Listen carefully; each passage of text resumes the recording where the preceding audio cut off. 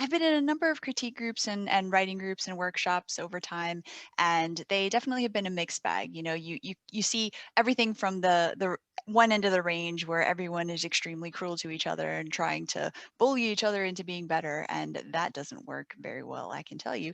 And then on the other end, you can have people who are extremely kind and supportive and uplifting, and it is an extremely wonderful and positive experience. So obviously, that's the goal of what we're trying to accomplish here. I will talk about critique groups in terms of how I think kind of like an idealized version of that should be, and then I will skip over if people want to hear it about ways that I think it's useful to deliver critique, receive critique, and apply critique. And I'll try to be brief on each of those topics as much as possible. So the most vital part of a solid working critique group is definitely respect. Everyone has to approach the process with the goal of being constructive rather than destructive. We are all trying to help each other make a piece of writing be the best version of itself that it can be, you know, based on the author's goals and what they're trying to accomplish. It's also important to have clear expectations and boundaries for a writing group. So this will include not just the structure of how each meeting is conducted, but also the requirements for how everyone provides feedback, how much time is spent discussing each piece, how many pieces or pages or people are allowed to submit, and so on. Sarah had mentioned also it's important to be acquainted with what each person is trying to get out of it, what kind of feedback they want to receive, what level of scrutiny they want, what level of criticism, because everyone is going to have different thresholds and different desires. So it's important to know that. It's also important to have clear rules of conduct about how people are going to act and what constitutes safety within the group so that everyone just knows what kind of behavior is expected and what's unacceptable, such that it will lead to them being dismissed from the group. So it's really tempting to think that everyone is just, we're an adult and we should know what to do and how to act, but you'd be surprised how easily things can get out of hand. And so having that all set up in the beginning is very important. Even with the best of intentions, things can go south. So how the group is structured can vary.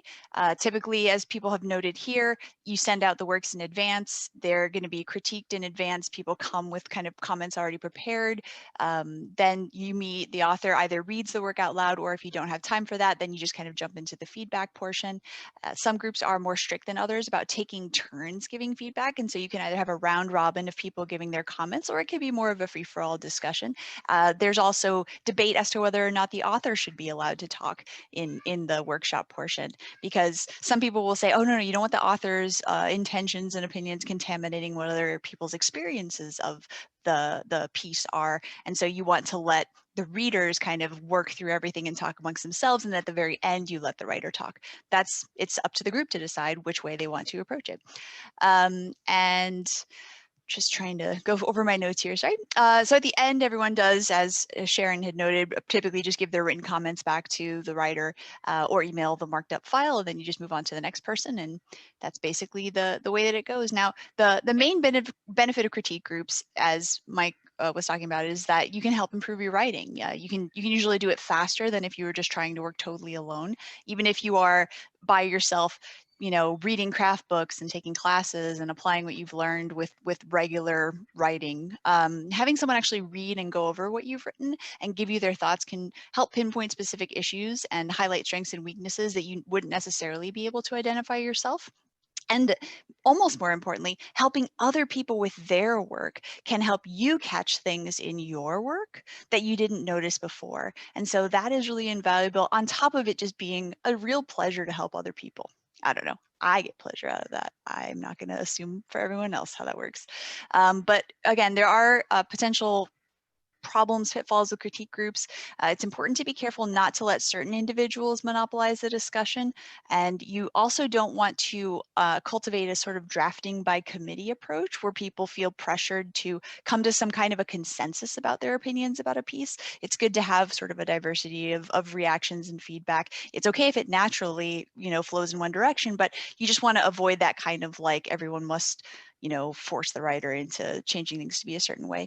You also want to be sure no one is allowed to be excessively blunt or hostile, because you want readers and writers to feel comfortable with the tone and the content of the discussions, whatever they may be. Again, as Mike was saying, the goal here is to be constructive and not destructive. The goal is to critique, but in a kind way and in a useful way and in a productive way, as opposed to a way that's going to make the writer feel as if they are not going to be able to fix this and it's broken and they are not a good writer. writer. That is bad. If you end up in that place, then you've definitely done something wrong. And because you can have variations in things like genre, content, style, sometimes people will have preferences or biases that can subconsciously affect their reactions and their feedback, so that it may be more or less useful to a piece. And so I think it's also really important for people to sort of divulge that stuff in advance so that there is an awareness that when you're receiving the feedback from certain people, depending on what's going on, it's not a matter of being dismissive of it. It's just a matter of being aware and understanding that their experience with a particular genre may be different than other people's, their preferences for reading content may be different, and that can affect what kind of feedback they get. You can also have variations in just skill level, experience. So sometimes people will feel more or less comfortable sharing their work or their critical thoughts because we can all get anxious, right? We get worried about, oh, are people going to think, less of me because my work needs more, revision, or there's more comments on it, or are my comments really valid? Is my opinion worth it? It is. It totally is. This is an experience that should be productive and fruitful for everyone, and you should definitely feel safe to contribute your opinions and your feedback. All of us, I suspect, are first and foremost readers. And so we all love reading stuff and we all have opinions about the stuff we read. And it's okay to approach it from that angle when you're talking about critique, because when, as writers, we finish what we're working on, what are we going to do with it? We're going to send it along to readers. And so having that feedback from people as readers can be extremely invaluable. Now, I will rush over to a different page that I have open. In terms of the critique process, there are obviously a lot of different ways to do it, and each writing group will set up their own approach. I have two sort of basic approaches that I think are the most useful and best. One is just a 4-step method that I got from one particular workshop. It's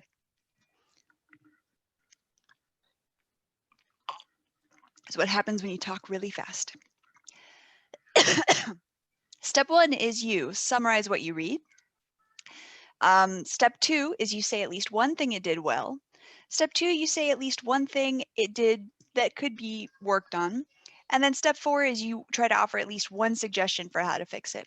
Now, what's the purpose of having that kind of idea of how to approach this? Is because so many times when you're starting to critique stuff, you don't know what the heck you're doing. You go in and you're reading stuff and you're like, I don't know how to give feedback on this. I don't know how to comment on it. If you go with that process, it's very simple because it's just 4 steps. What's the purpose of the summary? It's to make sure that you're on the same page as the author. If you summarize what you read, then if it doesn't match what the author's trying to do, then they will immediately know that something's not working. And that can be it itself, like if nothing else, that is a tip off to, okay, I need to figure out how to highlight this. I need to, make this more clear or whatever. And again, just the saying something it did well, because everybody has done at least something well, and it helps to cushion the blow of finding out the stuff that you didn't do quite so well or that you could do better. And just offering a suggestion to fix it, even if that suggestion isn't taken because it may not be the right suggestion, it could point the author in the direction of figuring out what the right suggestion is. Offering suggestions can be very fraught, because what you think an author should do and what is right for the story or right for what they were intending may not line up. But again, it gives them just somewhere to start, some ideas to play with, and they can go from there. Now, the other method that I like is the ABCD method. And so the ABCD stands for awesome, bored, confused, and disbelief. And the idea is, as you're reading, to note the places that you think are awesome, the places that are boring, the places where you as the reader were confused about what was going on, and the places where your suspension of disbelief was broken. And having just, again, those two sort of tiered things, the one with the 4 steps, and the second where it's just as you're reading, you're making these kinds of little notes. I think those are some of the most useful things that you can give as feedback to a writer. Now, how to not critique like a jerk. These are some of my own experiences and observations as I have been through this process many times. And again, I will try to summarize them quickly so I don't take too much time. Number 1, contrary to what you may have learned in school, I advocate the use of I think or I feel statements. Why is that? Because even if you are a writing guru, a 9th degree writing black belt, then your opinions on someone else's work are still just your opinions. They may be shared by other people in the group, they may be shared by readers worldwide, but they are still subjective. And so I think it's good for you to own them And, instead of talking about how the reader or the audience will perceive something, you don't speak for everyone. So just in the context of a critique group, you're not an actual critic, you're workshopping. And so just take kind of ownership of your opinions that way. Treat everyone with the same respect that you think you deserve. The golden rule will serve you well pretty much in all things. Just before you say something or write a comment, just think, how would you feel if that comment were directed at you? If it would make you feel terrible, then potentially rework it, rewrite it, try to couch it in better language. Um, don't be such a doomsayer. So part of the goal of a critique group is to make the writer feel empowered to improve the thing that they're working on. And so if all that you're doing is just gloom and dooming them to death, then they're going to be discouraged. They're not going to want to continue working on the piece. They're not going to want to revise. They're going to want to just throw it into the trash can and give up and go into the West. And so it's important to, be positive and make them feel, because it's true, that they have the control and the ability to solve the problems that you're bringing up and make the thing better, because that is the goal. The goal of the workshop is for everyone to get feedback that they can use to improve what they're working on. There's a big world difference between saying this is bad and saying I think you can do better if you keep working on it. Progress is always possible. So even if you're sort of at the top of your game, you can still get feedback to make your work better. Don't make it all about you. This is kind of a weird one, but a lot of us do like to talk about our own work. It's very natural, it's very normal, but it can be very inappropriate in the context of a critique. So even if their story is like when you wrote, or their poem is like when you wrote, or their characters remind you of your characters, just, focus on them. Try to focus on their story and solutions that will work for them, and not how you personally would do this if this were your story, because it's not, it's theirs. And likewise, if it was a poem, it's like, well, I would break the line here. Okay, but is that better? Is it worse? Is it doing what they want it to do? You can offer the advice and let them, they get to decide whether they're going to take it or not, but just keep that in mind to try to keep the focus on the work, the writer, and not shift it to you and yourself. Don't rush. It can be very tempting to try to just get through a critique as quickly as possible, but you know, keep in mind that they took the time to write the thing, and so it would be kind of you to take the time to write the critique. First impressions are really important, and I usually advocate reading whatever it is at least twice. And the first time through, you mark down your first impressions, because that kind of cold read feedback is good. That's the kind of thing that a reader is going to have when they read a story. How many times do you read a story more than once if you're just reading it for pleasure? Often you do just read it once and you move on. And so having those very first impressions can be useful, but then go back and give your second thoughts once you've already read through the story and thought about it, and can kind of evaluate things on a more critical level.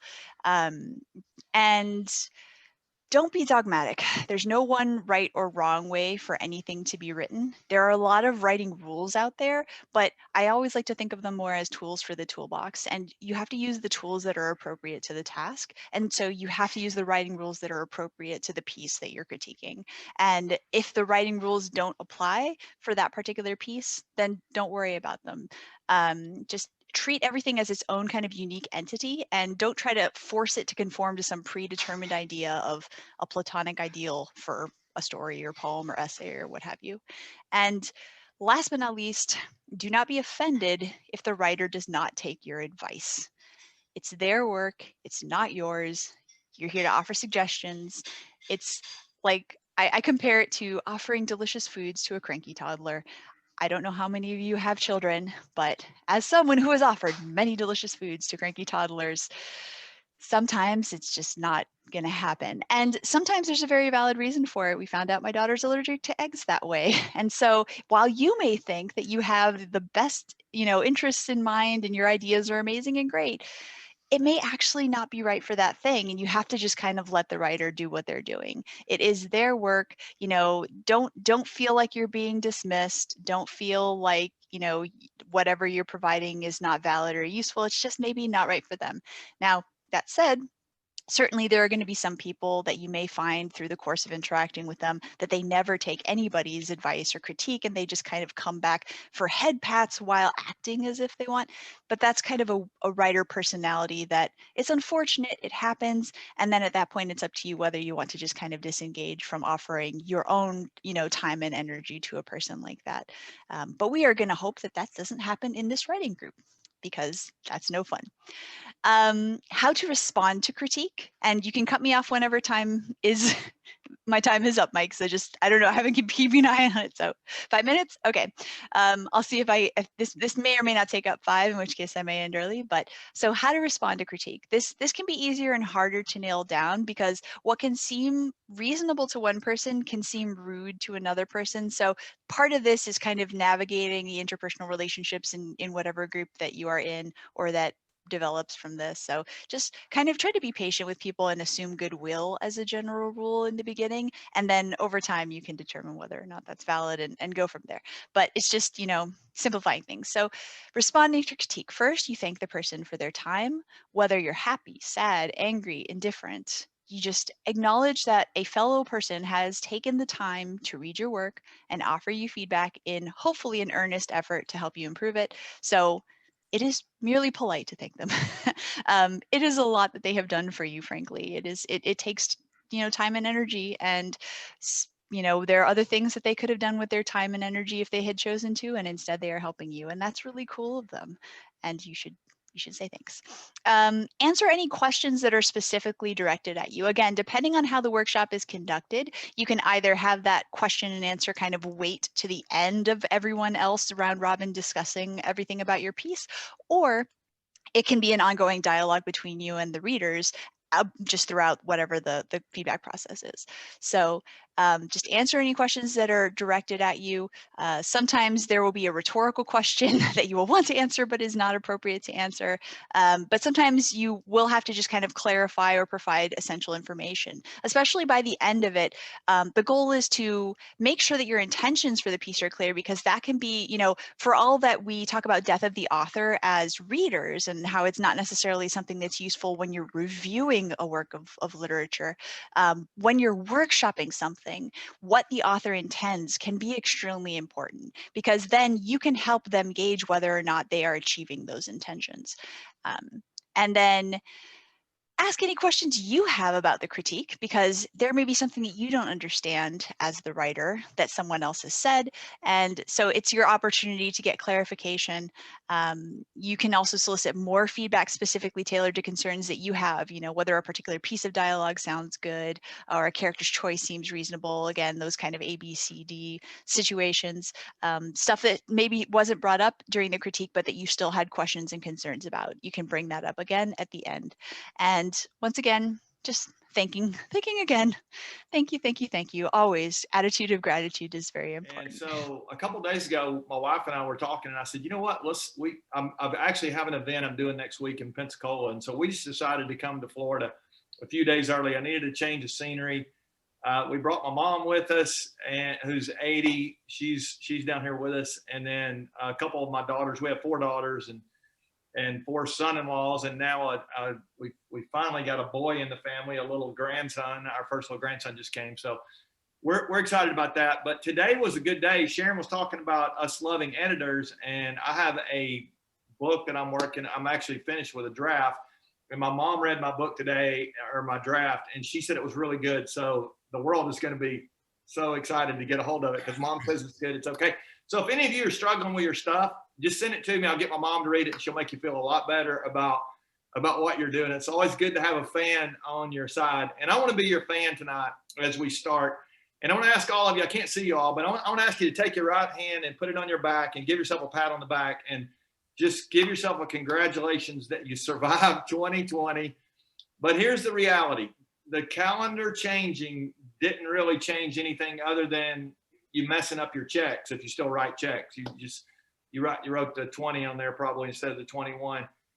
There's still a global pandemic going on, and I hate to be the bearer of bad news, but there's things that are challenging right now. And so for the writer in me that wants to help the writers tonight, I want to I do some coaching. I do a lot of speaking, but I want to put on the author hat tonight and try to really not even make this about my story, but about the stories that you're telling, because I believe I get to work with leaders all the time, but really the leaders are the storytellers. The storytellers are the ones who are shaping culture, and they're helping us so much. And whether you're just starting or whether you've been writing for a long time, whether you write short books like I do, I get about 25,000 words and feel really good about it. Mike and Valerie, they're writing books. Mine basically should have pictures in them with coloring crayons that come with them, I think. But we write these little fables that help. And actually, I'm going to give you my contact info at the end. And if you'll send me an email, I'd be happy to send you one of our books. And the only part of my story I want to tell you is sort of how these two books happened that I've done so far. The first one is a book we wrote together called Finding Your Way. I'll send you a copy of this if you'll email me or text me. I'll give you that contact, as I said. But this book is, the subtitle is Discovering the Truth About You. And I was I spent about 10 years as a teacher, a high school teacher, and that was all great. And then I ended up moving to Noonan, and we started working at Crossroads Church, as Mike mentioned. I worked with his son Russ there, and I spent 18 years there, and that was great. We loved it there, and it was very challenging, and I learned a lot. But I got to a point where toward the end, I knew that there was something else I wanted to try to do. I wanted to see if I could help some more leaders and expand my influence. And I wanted to do some different things. I wanted to write and some of these kind of things. And so this first book, Finding Your Way, was an interesting book. We wrote it for young people in their really high school all the way up through their 20s, to try to give them a compass to figure out what they're born to do. And so when I got to the end of the book, when we had written that, my daughters a couple of them were in college at the time, a couple of them were in high school. And this is crazy. They come to me and they're like, Dad, you need to read your own book. And I'm like, what do you mean? And they said, you're telling everybody else what they, how to figure out what they're born to do, but you're not really doing what you're supposed to do. So it was no fun to have my 4 girls call me a sissy, basically. And so they kind of pushed me to quit my job, which was kind of crazy. I was going to be 50 at the time. This was, about 7 years ago. And we loved living indoors, and I had 2 in college and 2, that wanted to go to college. And I'm thinking, who in the world, this is insane. Who does this? And yet I did. And it was really good. The sequel to this book, really, a lot of my story is in this second fable. It's a book called Unstuck. And the subtitle here, I love this. It's a story about gaining perspective, creating traction, and pursuing your passion. And there were some places in my life where I had lost perspective on things. It was hard for me to stay engaged. I guess I would say it that way. And I'm always engaged. I knew there was some red flags going on. It's like, I'm having to manufacture by engagement, and that wasn't normal for me. And so I actually went to my boss, who I'd known for 25 years, and said, I need your blessing, because I'm going to leave. But if you don't give me your blessing, I'm still leaving. So it's like, I was to that point. And that happened. And the rest is kind of history. It's been really cool to build a company to help leaders and all that. And so I want to, that's really all I want to say about me. I want to see if I can take the next few minutes of my time, and I want to just kind of speak to you for a second, because I think I got some things that might be helpful to you if you're in a global pandemic, and if you are a writer, even if you're not in a pandemic, being a writer kind of makes you, and I don't want to make light. I mean, I've got friends who have been really sick. A couple of people I know who have died, and I'm not making light of the pandemic, but being a writer sometimes can be very lonely and very challenging and frustrating. And where do you turn, and who helps you? And there's so many things. And so I just wrote down 3 things I want to give you tonight. I want to unpack a couple of them, and then we'll send you on your way. But here's the first one. I wrote this afternoon. Writers that last don't always start fast, but they do always start. And I think that's a good reminder that writers that last don't always start fast. When I remember Mike sharing his story, when you were thinking about that first book, Mike, I don't know if you wrote growing up or as a kid or whatever, but you were later in life when you said, I'm going to start on this path. the same thing happened for me when I did my books. But I do go all the way back to, I was just thinking about it when we were talking at the beginning. I wrote a column in the Noonan Times Herald about 25 years ago on Saturdays, every other Saturday. And I remember that deadline, and it was 400 or 500 words. And there was just something about, just trying to write those columns. And that was, I was just kind of dabbling along the way. And I was, a few years ago, I was reading a book that a guy named Seth Godin has written called Lynchpin. And Seth's written a bunch of books that are published. But he says, I think it was in Lynchpin that he said, I've written about 100 books before I wrote this book. And I'm thinking, 100 books? Why? As I'm reading this, I'm like, I didn't know you'd written 100 books. And he says in his very next line, he said, you've never heard of most of the books I've written. But here's what he said, and I thought this was really great. He said, had I not written those other 100 that you've never heard about, you wouldn't be holding the one that you are holding. So I think there's something about getting on this journey and writing. You hear this all the time, but if you're going to be a writer, you have to write, and you have to put in the time. And I'm not going to say 10,000 hours and all that stuff from Peak and those Max. I think it was Max Anders' study. It's all great, but I think the point is you do have to practice, and you do have to fail. I mean, you're going to get rejected. I was reading today because I've got this new manuscript ready. I was just reminding myself of some of the people that have been rejected, because I know I'm about to get my nose bloodied again, and that's okay. These books, I've published one of them myself, and the other one was published by a New York publisher. And so you can go both ways, but whichever way you go, you're going to get rejected, and that's got to be okay to you. And you're going to have to be the one at times who puts your hand on your back and says, you're doing okay. You just got to keep fighting. So I just want to encourage you to start where you are. And so I want to ask you the question about really, where are you in relation to your life, but in relation to your writing as well? Where are you right now? Some of you are in between stories, some of you are starting stories, some of you have finished a story, some of you are not really sure where to find a story. There's all this, but you have to start where you are. And obviously, having worked in a church, you could probably make an assumption, but I don't work in a church anymore. And this is still true of me. I love to read the Bible. I'm a Bible reader. You may not be, that's okay if you're not. But I think maybe the second question ever asked in the history of the world, if you go back and read the Bible, you'll find this question in the very first book. It's a question where you've heard of, whether you read the Bible or not, you've heard of Adam and Eve, first man and woman. And so they're in the Garden of Eden, and they've messed up. They've eaten the forbidden fruit. And God asked the question, the second question that's ever asked, he asked this question. He says, where are you? Now, Valerie, I got little kids too. And sometimes I did have, they're grown now, and they're harder to lose now, but we used to lose them from time to time. But I'm convinced when I read the Bible, God had not lost his kids. He knew exactly where they were. But I think what he wanted was for them to admit where they were.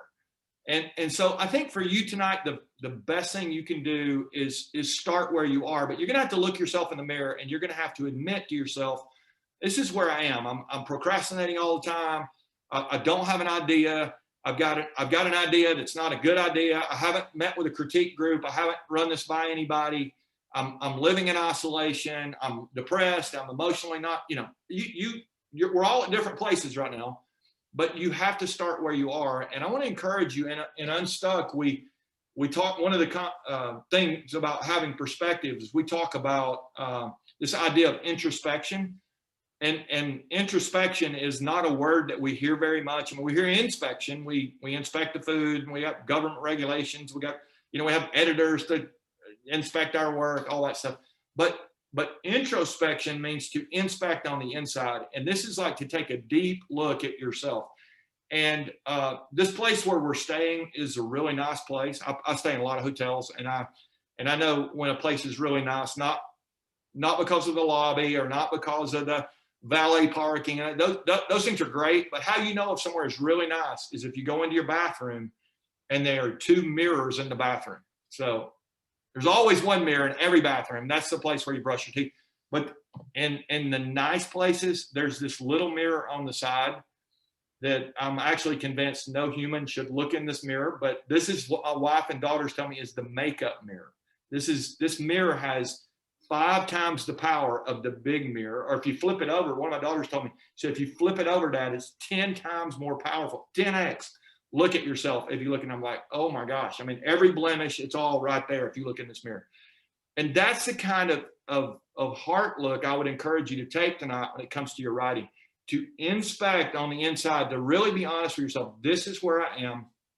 You have to start there, but you don't have to stay there. And so I want to encourage you to start where you are tonight. And if you are stuck, you know, it really is as simple as our formula in the book. I'll save you, you don't need to buy Unstuck. I'll save you the price. But it's introspection plus redirection plus action leads to traction. That's the traction formula. It's that when we look inside and we realize we're headed in the wrong direction, it's not enough to just take our foot off the gas. And a lot of times that's what we do. We just disengage and we think we're going slower, so we must be doing better, but we're still disengaged. We're still going the wrong way. We actually have to redirect, and ultimately we've got to head in a new direction. We've got to put our foot on the accelerator, and we got to, you know, as we go into 2021, you got to put your foot on the gas, and you got to make something happen, and you got to own your career.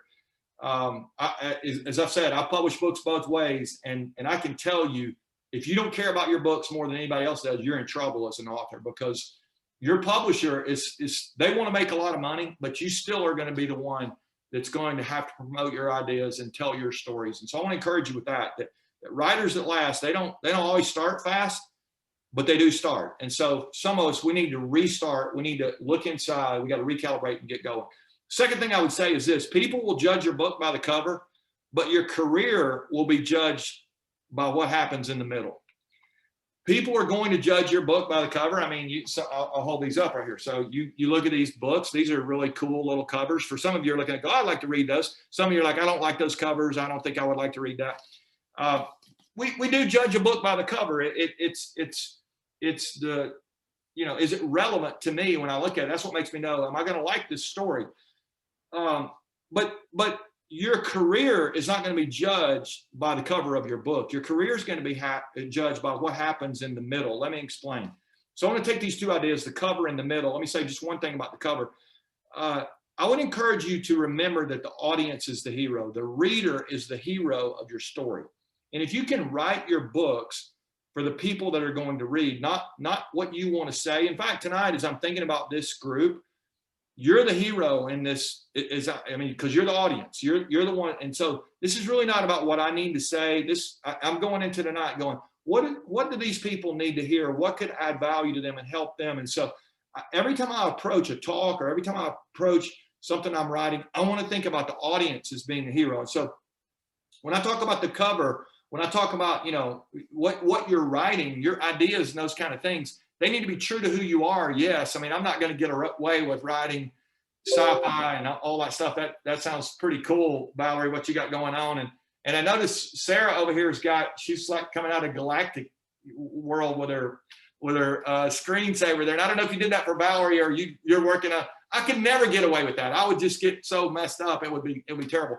I'm going to have to stay true to what I am. And so for you, as you think, you got to stay true to who you are, but there is an audience out there who is going to connect with who you are. And so don't worry about what Valerie's doing, or don't worry about what, Mike's doing.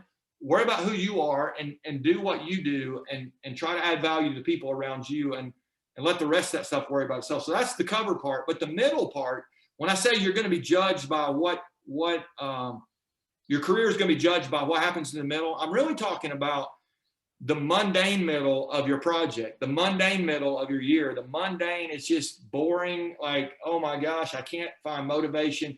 That's where you're going to be judged. It's going to be important for you to have a vision. What are you trying to do? Who are you trying to help? And to stay locked in on that, because if you're not careful, it'll just be monotony, and you know how monotony can really sink a project. So you got to stay locked in on that. A couple of days ago, there was a guy who died named Don Sutton. Anybody heard of Don Sutton? There's probably a couple of you have. Don Sutton was a pitcher, a baseball pitcher for the Atlanta Braves for a while. He pitched for the Los Angeles Dodgers, and he was a broadcaster. He was an announcer for the Braves for several years. He just died. He was 75 years old. And Don Sutton there's a couple of things that are pretty cool about him. Number one, He made it to the Hall of Fame. You may not have heard of him, but he made it to the Hall of Fame. And another thing that's pretty wild about Don Sutton, I heard this. He batted. I mean, he's a pitcher, but he batted 1,354 times as a major league batter, and he never hit a home run. He batted more without hitting a home run than anybody in the history of baseball. So that's like, wow, that sounds like a failure. But look, here's the deal. Don Sutton is the seventh. He had the seventh most strikeouts of anybody that ever pitched, and he won 324 games. If a pitcher wins a couple hundred games in his whole career, that's really good. Don Sutton won 324 games. Here's the most astounding thing, though, that I heard about Don Sutton this week. In 23 years as a pitcher, that's pretty astounding right there. 23 years, he never missed one start in the rotation. In 23 years, he never got hurt. He never got injured. Pitchers don't play every day. They pitch about every 4 to 5 days. But Don Sutton, for 23 years, every 4 or 5 days, he showed up for work, and he did his very best. And so as a writer, I want to remind you tonight that you're going to be judged by what happens in the middle of your career. And here's what I would encourage you tonight.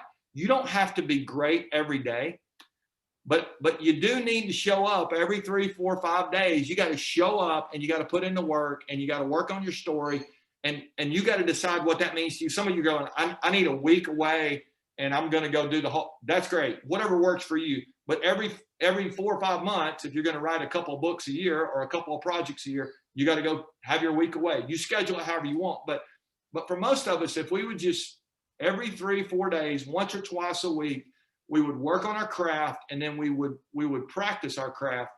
It would be amazing what we would be able to pile up over a couple of decades when it comes to the projects and the things we're involved in. So I want to encourage you tonight not to neglect the mundane middle. We love the beginning, right? We love it's so much fun to get an idea, or we love the beginning, first day of school. That was always a great day. It's like, felt like to me every day went kind of downhill after that. We love the ending. We love graduation. We love the last day of school's fun. End of sermon. We're talking about church. End of sermon's great. We get to go have lunch with our friends. Those things are great. But who's signing up for the middle? We don't want to be in the middle class. We can't stand middle schoolers. I mean, it's like the middle is no fun. And yet the best writers show up. The best leaders show up on those days when nobody else wants to. They put in the work. And so I want to encourage you, don't lose sight of the power of just every 4 or 5 days doing the work, practicing, having people around you to help you, yes, but you got to put the work in. So that's the beginning. You got to start. You're going to be judged by what you do in the middle, and then I just want to kind of end tonight by reminding you of the importance of the ending. And I want to use Usain Bolt to help us think about that. Now, I don't know if you know who Usain Bolt is or not. He's the fastest human, they say, that's ever lived on planet Earth. He's won all these gold medals in the Olympics. He's a sprinter. And Usain Bolt, when they went back and did the analytics of how fast this guy, he's the world record holder in the 100-meter dash.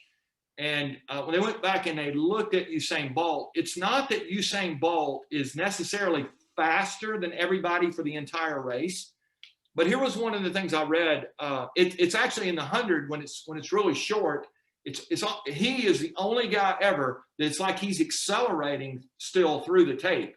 Well, actually, when they went back and they broke it down, that's actually not what's happening. Here's what it says. I thought this was great. It said that Usain Bolt, he's accelerating the first 60 meters. The next 20 meters from 60 to 80, he's holding on. And the last 20, he's starting to slow down just a little bit. But here's what they said. They said he slows down the slowest. It's like everybody is incrementally getting slower, but they start slowing down at 60% or at 70% of the race.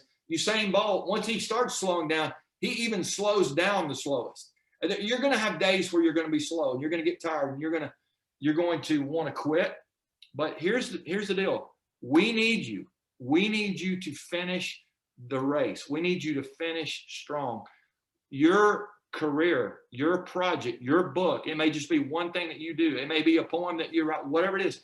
We need you to put your rear end in the chair and do the work and to finish well. And I would just say for all of us, when I think about our work, my work it's rooted in a values based approach. I mean, the books we write, the things we do are values based. We're trying to help young people and old people and all the people in between have some values to their leadership, an integrity based approach to their leadership. And when I think about integrity, I'll leave you with this thought. I think about an iceberg. It's a really good picture of integrity, because an iceberg has two parts to it. It has what's above the waterline and has what's below the waterline.